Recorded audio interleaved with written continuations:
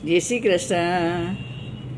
આપણે ગમે એવું નવું મકાન બનાવ્યું હોય પણ થોડો થોડો ખર્ચો માગે રિપેરિંગનો. કાં નળ બગડી જાય ને લોક ખરાબ થઈ ગયું હોય ને કાં મોરી ચોકઅપ થઈ ગઈ હોય ને તમે જોજો નાના નાના ખર્ચા ચાલુ જ હોય. એવી રીતે ગમે એટલી મોંઘી ગાડી લીધી હોય પણ દર 6 મહિને સર્વિસ કરાવવા દેવી પડે. 2-3 વર્ષ થાય એટલે એના સીટ કવરને નીચે પગ રાખવાની મેટને ચેન્જ કરવી પડે. ઘરને 15-20 વર્ષ થાય એટલે કે ભાઈ ઘર જૂનું થઈ ગયું, હા હવે રિનોવેશન માંગે છે, આપણે રિનોવેટ કરાવવું પડશે. આપણે એ બધો ખર્ચો ખુશી ખુશી કરીએ છીએ ને. એવી જ રીતે આપણું શરીર પણ ધીરે ધીરે ક્ષીણ થાય, ઢીલું થાય, જૂનું થાય તો એ પણ ખર્ચો માગે ને. શેનો? બીમારી. ક્ષીણ થાય એટલે બીમારી આવે, બીમારી આવે એટલે દવાનો ખર્ચો કરવો પડે, અને દવાનો ખર્ચો કરવો પડે એટલે આપણા હાથ પગ ઢીલા થઈ જાય. આપણે તરત જ એમ વિચારીએ કે અરે મારો પૈસો કેવો છે કે દવામાં જાય છે, અરે આ ડૉક્ટર દવાખાનું છૂટતું જ નથી.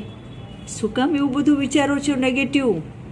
અરે શરીરમાં નાની મોટી બીમારી આવી તો આવી, મસ્ત સરસ જાઓ, સારામાં સારા ડૉક્ટર પાસે જાઓ, દવા લ્યો, એને પાછું એને નવું બનાવો, દવા ખાઈ પીને પાછા તાજામાં જતા આવો, દોડવા માંડો. જેમ ગાડી દોડવા માંડે, ઘર સારું થઈ જાય, એમ આપણું શરીર સારું થઈ જાય, દોડવા માંડો.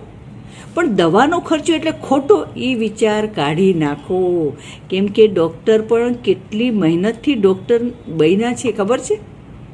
ઊંધું ઘાલીને ભણ્યા છે, મોટી મોટી મેડિકલની ફીસ ચૂકવી છે, દવાખાનામાં મોટા મોટા મોંઘા મોંઘા સાધન વસાવ્યા છે. પછી આપણે આગળ ફીસ લેવાના છે. ફીસ આપણે આગળ લઈએ એટલે આપણે એને કંઈ કે ખોટો ખર્ચો. દવાનો ખર્ચો ખોટો નથી.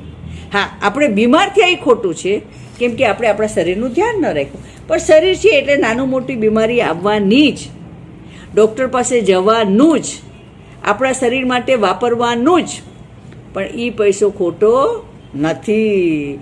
ઉલટાનું એમ વિચારો કે આપણો પૈસો સારો છે કે આપણે આપણી જાત માટે વાપરી શકીએ છીએ. કોઈ પાસે દવા માટે હાથ લાંબા કરવા પડતા નથી.